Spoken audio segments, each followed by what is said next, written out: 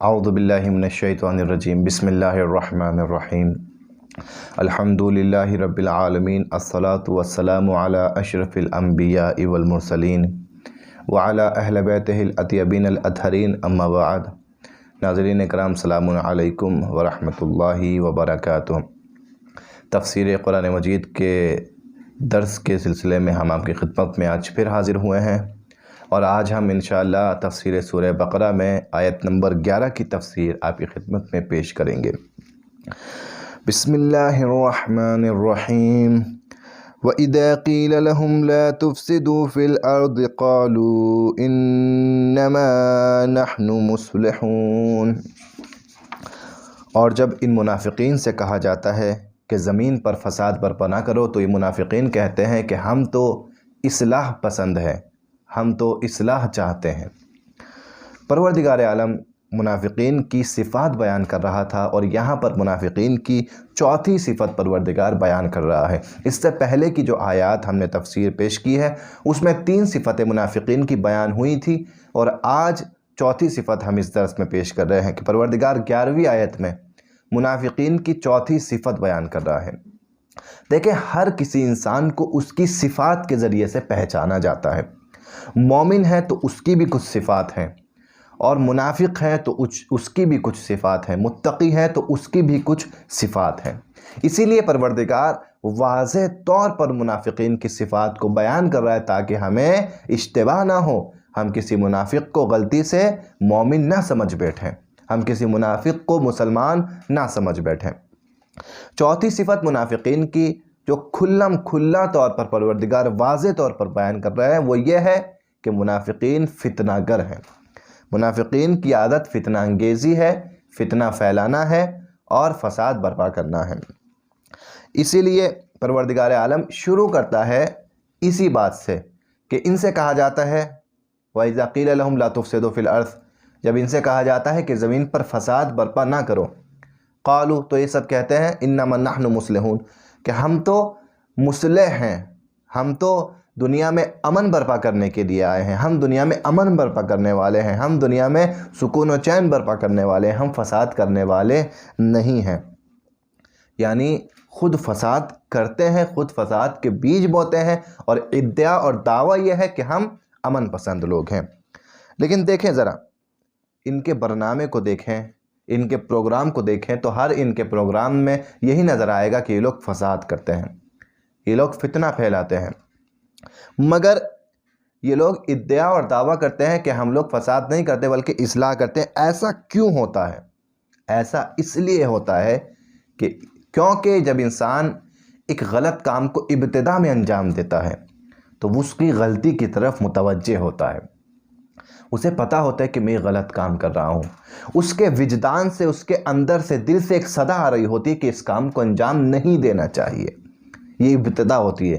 لیکن جب یہ انسان مسلسل اسی غلط کام کو، اسی گناہ کو کرتا رہتا ہے تو یہ غلط کام اس کی عادت بن جاتا ہے، اور جب اور زیادہ اس عادت پر عمل کرتا رہتا ہے تو یہ اس کے اوپر ملکہ حاصل کر لیتا ہے، اب یہ اس کی زندگی کا حصہ بن جاتا ہے، اور یہ اس نتیجے پر پہنچتا ہے، غلط کام کرتے کرتے انسان اس انجام پہ پہنچ جاتا ہے کہ اب جب یہ غلط کام کرتا ہے تو یہ اسے صحیح سمجھ رہا ہوتا ہے، یہ کام غلط کر رہا ہوتا ہے لیکن یہ سوچ رہا ہوتا ہے نہیں، یہی کام صحیح ہے، یہ غلط کو صحیح اور صحیح کو غلط سمجھ بیٹھتا ہے۔ کیوں یہ ہوتا ہے؟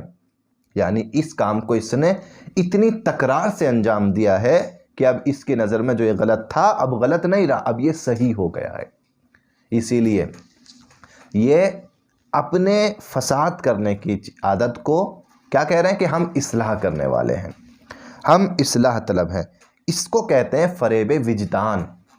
فریب وجدان یعنی انسان غلط کام انجام دے لیکن اپنے آپ میں مطمئن بھی ہو کہ میں صحیح کام کر رہا ہوں۔ بہت سے لوگ آج کی دنیا میں اسی طریقے سے فریب کھائے ہوئے نظر آئیں گے، اسی طریقے سے مثلا وجدان کا فریب کھا لیتے ہیں، فریب خوردہ ہوتے ہیں وجدان کے ذریعے سے۔ لیکن انسان کو سمجھنا چاہیے، چاہے انسان کا ملکہ ہی کیوں نہ حاصل ہو گیا ہو گناہ پر، لیکن تب بھی انسان کو سمجھنا چاہیے کہ عام لوگوں کی نگاہ میں، قرآن کی نگاہ میں، روایات کی نگاہ میں جو میں کر رہا ہوں، بھلے ہی مجھے اب اس کی عادت ہو چکی ہے، لیکن کیا یہ غلط ہے یہ نہیں، اور اگر غلط ہے تو اسی وقت انسان محکم ارادہ کرے کہ اب مجھے اس کام سے پیچھے ہٹنا ہے۔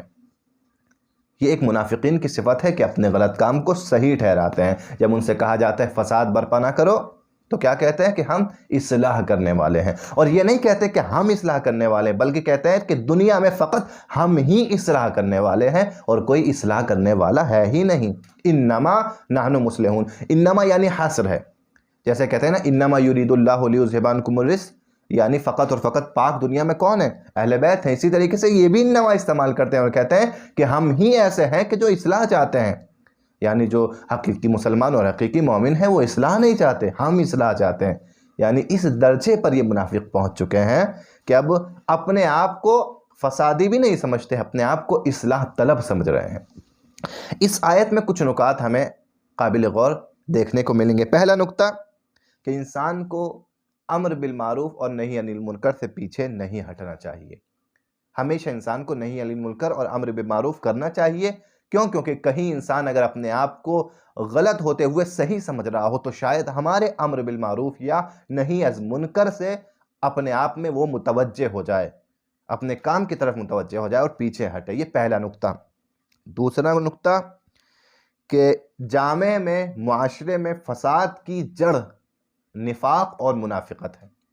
یعنی اگر منافقین جامع میں اور معاشرے میں، کسی معاشرے میں منافقین نہ ہو تو اس معاشرے میں یقین جانیے فساد نہیں ہوگا، لیکن جس معاشرے میں فساد ہو رہا ہو سمجھ لیجئے اس معاشرے میں منافقین پائے جاتے ہیں، ان کی شناخت ضروری ہے اور انہیں معاشرے سے دور کرنا ضروری ہے۔ تیسرا نکتہ کہ منافقین حتماً فساد پھیلانے والے ہیں، ان کے فریب میں مسلمانوں کو نہیں آنا چاہیے، یہ فسادی ہیں اور ان کے تمام برناموں سے مومنین کو دور رہنے کی ضرورت ہے۔ چوتھا نکتہ کہ منافقین کے جو دعویٰ کرتے ہیں کہ ہم اصلاح پسند ہیں جبکہ یہ لوگ فساد کرتے ہیں، یہ لوگ فریب وجدان کا شکار ہوتے ہیں۔ انسان کو کبھی بھی فریب وجدان کا شکار نہیں ہونا چاہیے۔ انسان چاہے غلط کام کر رہا ہو اور چاہے صحیح کام کر رہا ہو، لیکن اس کو اپنے وجدان کے اعتبار سے غلط اور صحیح قرار نہ دے، بلکہ دینی تعلیمات کے اعتبار سے غلط اور صحیح قرار دے۔ یہ نہ کہے کہ میرا دل اب یہ کہہ رہا ہے کہ یہ صحیح ہے، یا میرا دل یہ کہہ رہا ہے کہ یہ غلط ہے۔ نہیں، ہمارے دل کی، ہمارے وجدان کی، ہمارے وہم و گمان کی کوئی حیثیت اور کوئی اہمیت نہیں ہے۔ معیار ہے اسلام کی تعلیمات، اور یہ دیکھیں کہ جو ہم کر رہے ہیں اسلام کی تعلیمات کی روح سے وہ غلط ہے یا صحیح ہے۔ اگر ہم اپنے گھروں میں حرام کام انجام دے رہے ہیں، یہ نہ سوچیں کہ یہ ہمارے لیے اچھا ہے، ہمیں یہ اچھا لگ رہا ہے، آج کے زمانے میں اس کے بنا کچھ ہوتا ہی نہیں ہے، یہ نہ سوچیں، بلکہ یہ سوچیں کہ اسلامی تعلیمات میں اس کی اجازت ہے یا نہیں ہے۔ ہم جو کام کر رہے ہیں اسلامی تعلیمات میں اس کام کا معیار کیا ہے۔ یہ چوتھا نکتہ، اور ان نکات پر انسان کو عمل ضرور کرنا چاہیے۔ پروردگار سے دعا ہے کہ پروردگار ہمیں توفیق دے کہ ہم قرآن مجید کے پیغامات پر عمل کر سکیں۔ والسلام علیکم ورحمۃ اللہ وبرکاتہ۔